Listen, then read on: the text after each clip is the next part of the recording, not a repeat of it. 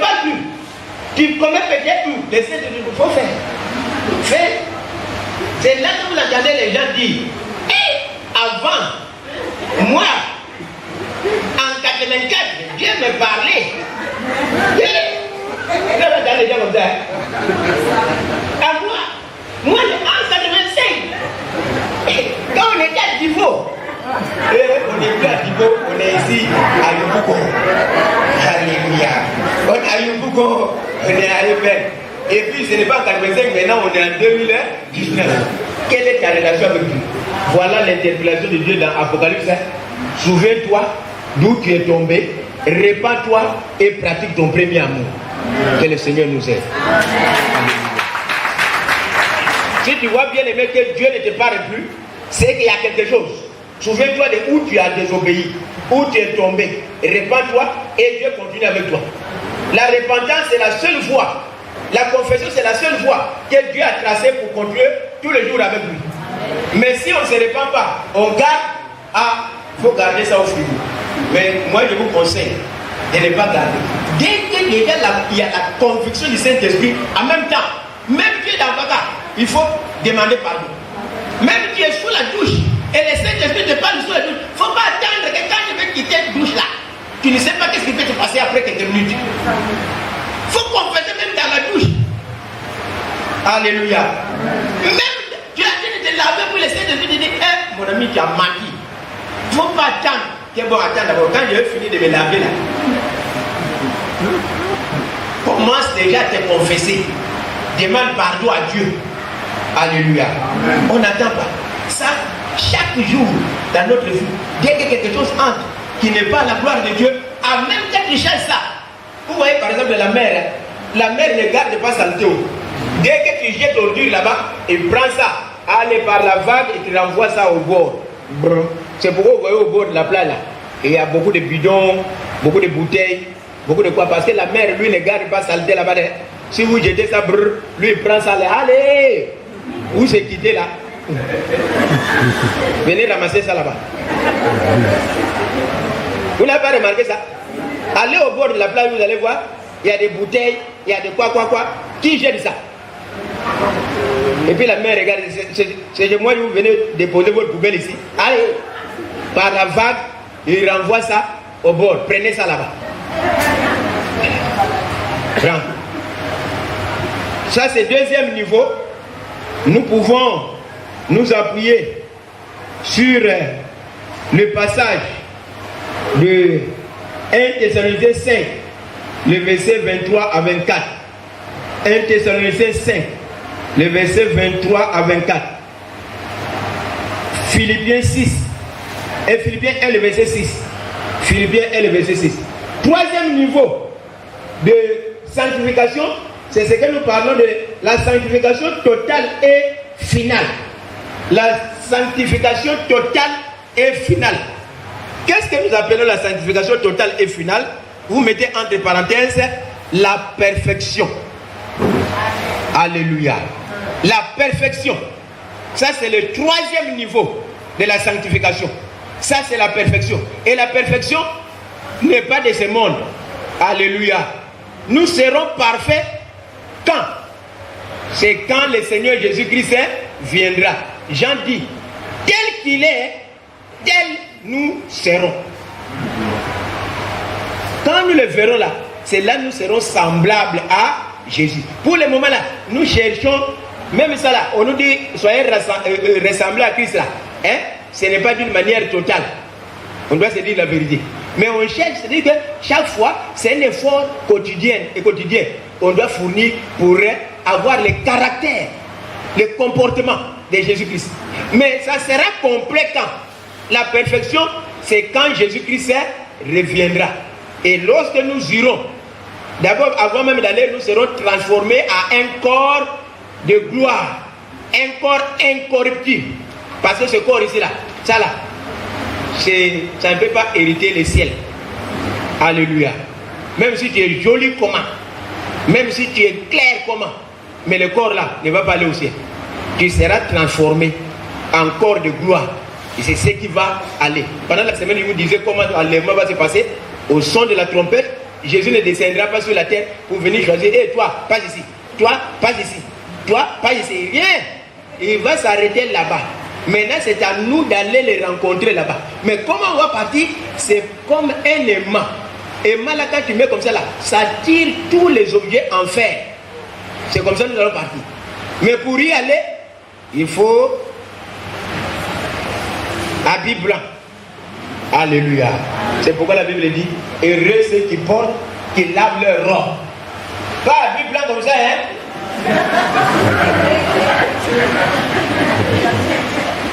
Mais heureux ceux qui lavent leur robe. Donc la perfection, nous voyons cela, c'est lors du retour de Jésus-Christ pour enlever son église. C'est là que nous serons semblables à Jésus-Christ. Selon 1 Jean 3, le verset 2. 1 Jean 3, le verset 2. 1 Jean, le chapitre 3, le verset 2. Il dit quoi? Bien-aimés, nous sommes maintenant enfants de Dieu. Et ce que nous serons n'a pas encore été manifesté. Mais nous savons que lorsque cela sera manifesté, nous serons semblables à lui. Qui? Jésus-Christ. Parce que nous le verrons tel qu'il est. Alléluia. Voilà où la perfection atteindra son compte. Alléluia. C'est pourquoi arrivé au ciel, il n'y aura plus personne qui va aller confesser péché là-bas. Il n'y aura plus personne qui va aller se repentir là-bas. Parce que nous serons devant la présence de Dieu jour et nuit. Il n'y a pas de temps pour confesser là-bas. Il n'y a pas de temps pour te repentir là-bas. Il n'y a même pas ça. On n'a pas de temps. Parce que là-bas c'est pour louer Dieu et adorer Dieu. C'est fini. Amen. Voilà. Que Dieu nous aide. Après le niveau, passons maintenant au point comment demeurer dans la sanctification. C'est important, non? Comment maintenant nous pouvons demeurer dans la sanctification? Comment nous pouvons marcher, être saints? Je serai aussi pratique. Comment? Pour être saint, je vais parler premièrement des moyens que Dieu nous donne pour être saint. Dieu ne peut pas nous demander quelque chose sans nous donner les moyens. Qui est d'accord avec moi? Qui est d'accord avec moi? Dieu ne peut pas te dire sois saint et puis sans te donner les moyens. Dieu va te donner les moyens. Quels sont les moyens que Dieu nous a donnés, premièrement, pour que nous soyons saints? Premier moyen que Dieu nous a donné pour être saints, c'est d'abord la parole de Dieu. Alléluia. La parole de Dieu. La Bible. Pour être saint, pour garder sa vie dans la sanctification, dans la pureté, dans la justice, dans la droiture, nous avons besoin de quoi? De la parole de Dieu. Jean 17, le verset 17. Jean 17, 17. Jean 17, 17. Bien aimés les chrétiens, souvent nous avons un instrument béni de Dieu, mais nous n'utilisons pas ça. Nous ne lisons même pas ça. Il y a des chrétiens même qui ne méditent même pas. Et ils pensent être des bons chrétiens. C'est faux. Tu ne peux pas être un bon chrétien si tu ne médites pas. Ce n'est pas en fait qu'on a dit dans Josué 1, le verset 8, que ce livre de la loi ne s'éloigne pas de ta bouche. Médite-le jour et nuit pour agir fidèlement selon ce qui est écrit. C'est alors que tu réussiras dans toutes tes entreprises. Mais revenons dans Jean 17, 17 d'abord. Dans Jean 17, 17, il est écrit ici: sanctifie-le par la vérité. Ta parole est la vérité. Vous voyez bien aimé, quand nous écoutons la parole de Dieu, ce n'est pas journal, ce n'est pas un journal. On est d'accord? La parole de Dieu a un effet sur nous. Ça a un travail à faire. Ce n'est pas une information. Mais la parole de Dieu produit son effet. C'est pourquoi Ésaïe dit, Ésaïe 55, le verset 10 à 11. Ajoutez ça. Il dit, ma parole est comme une pluie qui tombe et ne retourne jamais à Dieu sans accomplir son effet. Alléluia. Ésaïe 55, 10 à 11. Ouais, la parole que nous écoutons ici, là, elle fait un travail dans notre vie. Elle fait quoi? Elle nous sanctifie. Elle nous purifie. Comment? Quand nous écoutons la parole de Dieu, il ne faut seulement pas l'écouter. Mais il faut faire quoi? Hein? Il faut la retenir. Il faut la saisir. Pas seulement la saisir, mais il faut obéir. Il faut pratiquer. Vous voyez la différence, hein? Qu'est-ce qui fait que beaucoup de chrétiens viennent à l'église? Ils peuvent faire 10 ans, 30 ans dans l'église, mais il n'y a pas évolution. Mais pourtant, tous les dimanches, ils écoutent les messages. Voilà la question. Qu'est-ce qui fait qu'il n'y a pas de changement? Hein? Tu viens tous les jours, tous les dimanches, tu écoutes les messages, mais il n'y a même pas de changement. Il n'y a pas de transformation dans ta vie. Les problèmes se passent dans comment tu reçois la parole de Dieu. Il faut écouter, mais il faut faire quoi? Il faut pratiquer. C'est quand tu pratiques ta parole que la parole maintenant commence à produire son effet en toi. C'est pourquoi ce n'est pas le fait d'écouter. Écoutez ce que Jean dit. Jean 13, le verset 17. Jean 13, le verset 17. Jésus qui parle, il dit, vous êtes heureux si vous connaissez ces choses. C'est-à-dire l'information que vous avez là, c'est bon. Ce que je suis en train de dire ici là, c'est bon. C'est information. Mais pourvu que vous la pratiquez. Vous voyez, le problème de la parole de Dieu, c'est qu'il fait la différence entre les chrétiens épanouis et les chrétiens tortus. Vous voyez, il y a des chrétiens tortus. Hein. Depuis qu'elle est là, toujours, même chose. Il ne change pas. Il n'y a pas de transformation dans sa vie. Hey, toujours. Le problème, c'est pas ça. C'est dans la pratique de la parole de Dieu. C'est pourquoi le pasteur Sylvain nous a parlé de l'obéissance. Ouais. Si tu n'obéis pas, ça ne sert à rien d'attraper la Bible ou même de citer le verset que nous sommes en train de citer. Ce n'est pas mauvais. Moi-même, je vous encourage pour ça. Mais tu peux citer le verset. Mais si tu ne pratiques pas, zéro. Et la différence, vous allez voir qu'un chrétien qui vient d'arriver maintenant, hein, dans 6 mois, il est épanoui. La différence se trouve où? C'est dans l'obéissance. C'est dans l'application de la parole de Dieu. Il ne faut pas dire non, voilà, tu viens de venir à l'église, tout de suite là. Qu'est-ce que tu veux montrer? Il ne va rien montrer, mais c'est parce qu'il obéit à ta parole. Mais toi là, tu es vieux, tout ce que tu sais là. Oh, parce que Boni là, s'il finit ça là, il va dire Jean 3, 16. Je connais. Je connais.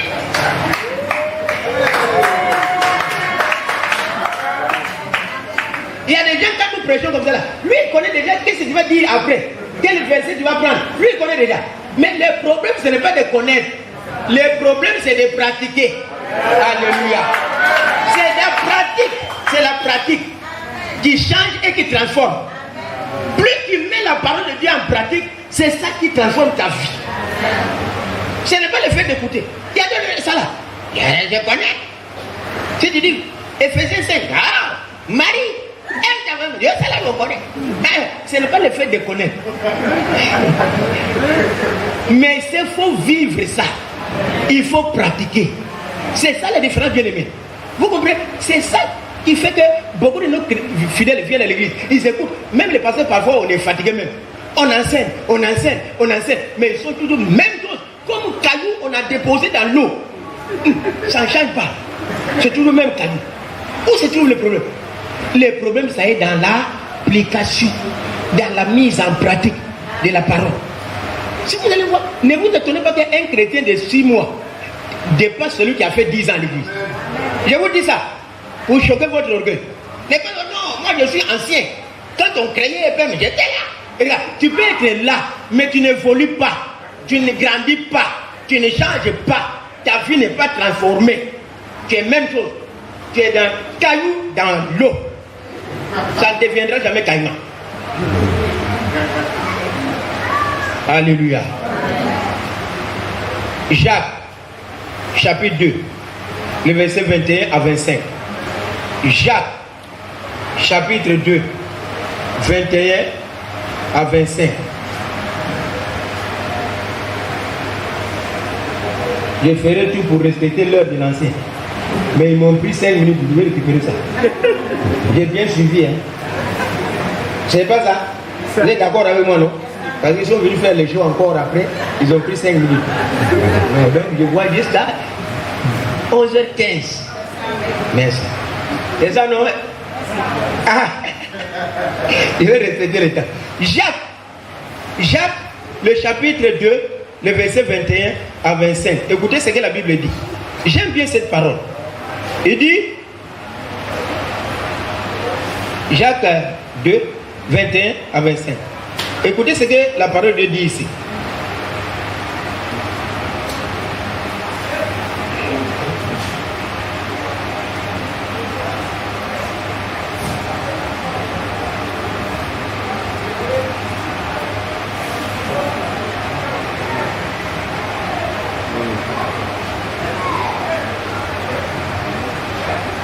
Non?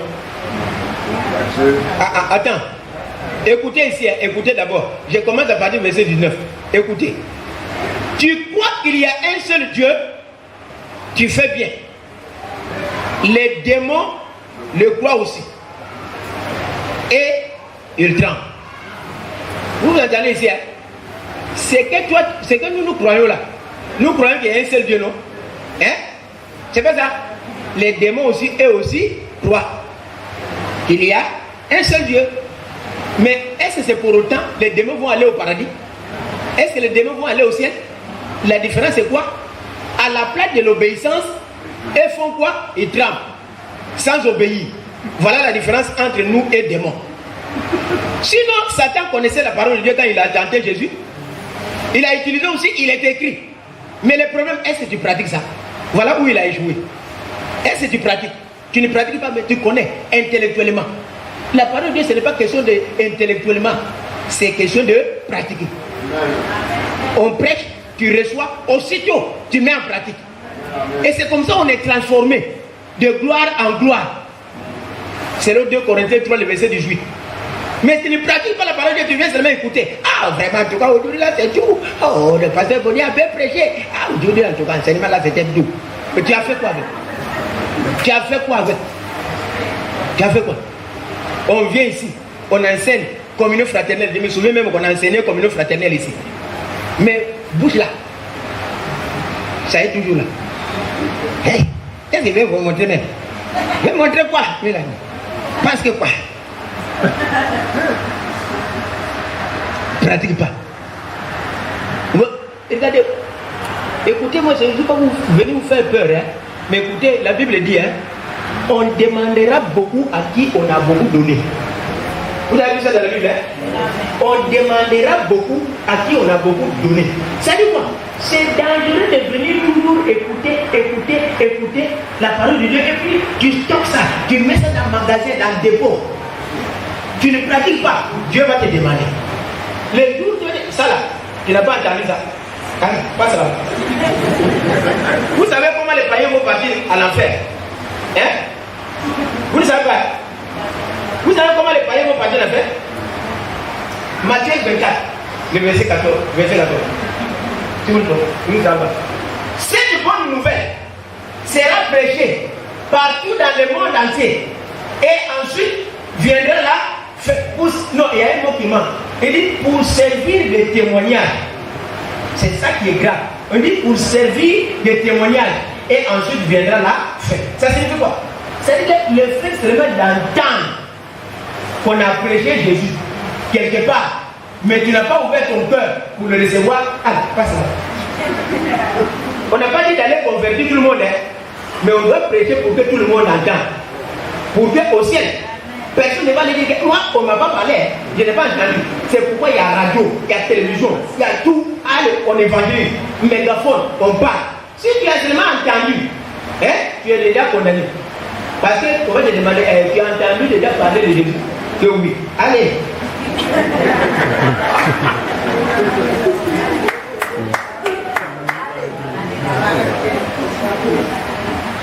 Passe là-bas. Si Jésus tarde, je vous dis ceci aujourd'hui, si Jésus tarde à venir, c'est parce que la raison c'est que tout le monde n'a pas encore entendu. C'est pourquoi Jésus ne vient pas. Parce que si quelqu'un n'a pas entendu, et puis Jésus vient, il va prendre raison. Ah Jésus, moi-même j'étais prêt, mais personne n'est venu me parler. Vous comprenez? En tout cas, moi j'étais prêt, même j'attendais, personne n'est venu là-bas pour me parler. À ce temps-là, qui a raison? Il a raison. C'est pourquoi Romains 10, le verset 14 à 15 dit: comment invoqueront-ils le nom de celui à qui ils n'ont jamais entendu parler? Et comment y aura-t-il? Comment croiront-ils s'il n'y a pas de prédicateur? Et comment y aura-t-il de prédicateurs s'ils ne sont pas envoyés? Alléluia. Pour que quelqu'un se convertisse, il faut d'abord entendre la parole. Et ça va servir de témoignage. Tu as entendu? Oui. Oh non, moi je n'avais pas le temps parce que je faisais la combat. Pas ça.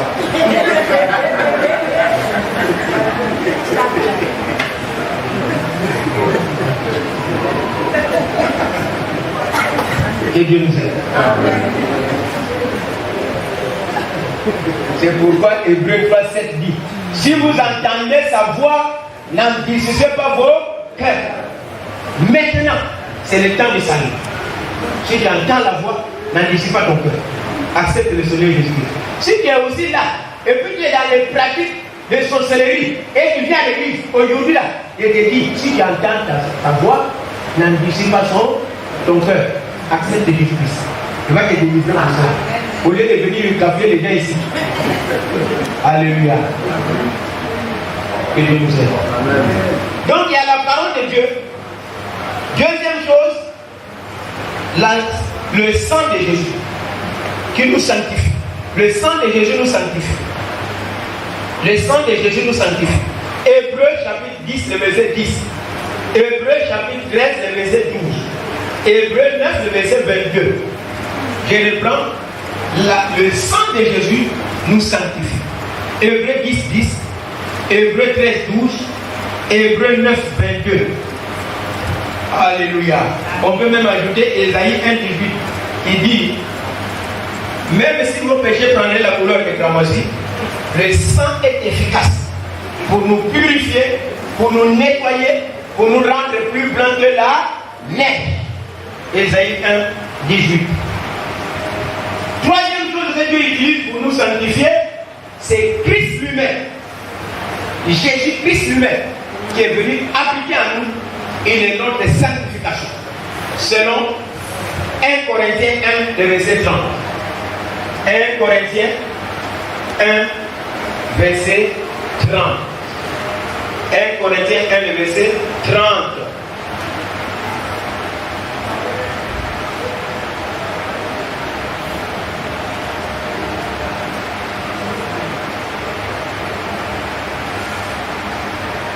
Or, c'est par lui que vous êtes en Jésus-Christ, lequel, par Dieu, a été fait pour nous sagesse, justice et sanctification et rédemption. Enfin, comme il est écrit, que celui qui se glorifie dans le Seigneur. Vous voyez, Jésus-Christ est notre sanctification. Il vit en nous et il nous sanctifie. 1 Corinthiens 1, 30. Vous pouvez aussi prendre Lévitique 6, le verset 11 à 20. Christ lui-même. Quatrième moyen que Dieu utilise pour nous sanctifier, c'est le Saint-Esprit. Alléluia. C'est le Saint-Esprit. D'ailleurs, nous appelons ça Saint-Esprit. C'est quoi? Cet esprit-là est comment? Saint. C'est que quand le Saint-Esprit vient entrer dans la vie d'un chrétien, dans la vie d'un homme, il fait quoi? Il nettoie. Est-ce que le Saint-Esprit peut habiter avec la santé? L'Esprit Saint, est-ce que ça peut habiter avec la santé? Qu'est-ce que le Saint-Esprit? Toi-même là, quand tu entres dans une maison, tu loues maison, tu viens d'entrer, tu viens d'avoir la maison pour louer. Qu'est-ce que tu fais premièrement? Tu fais quoi?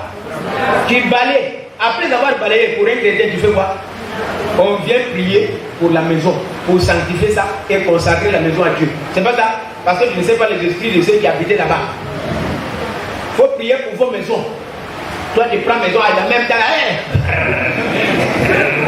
Tu ronfles. Tu ne sais même pas les esprits de ceux qui ont habité là-bas, s'ils étaient féticheurs.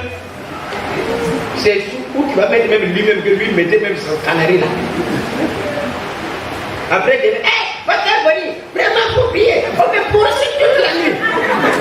On te poursuit comment? Tu as posé la question là-dessus. Quand tu as habité maison là, tu as prié. Tu as sanctifié ça. Lévitique 27, le verset 14, pour appuyer ça. Lévitique 27, le verset 14, même la maison doit être sanctifiée. C'est lui qui sanctifie sa maison en la consacrant à l'Éternel. Et le sacrificateur va estimer si cela est bon ou mauvais. Lévitique 27, verset 14. Allez lire à la maison pour sanctifier vos maisons. Il faut prier avant d'entrer dans une maison. Même on t'a nommé avant d'entrer dans le bureau là. Il faut prier.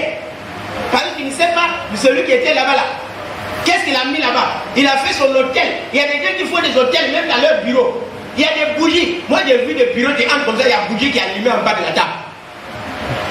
Ça fait quoi là? Et puis toi aussi tu vas là, on m'a nommé. On m'a nommé. Vraiment, en tout cas, alléluia. Gloire à Dieu. Tu t'en vas t'asseoir.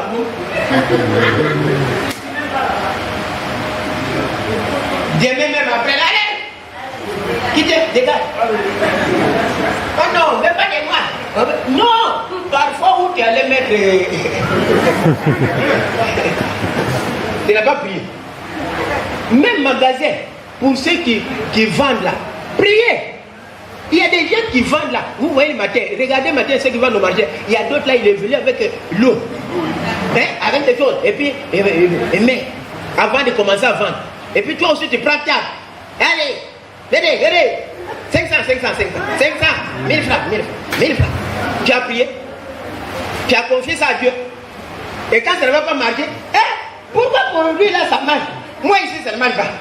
Tu as confié ça à Dieu.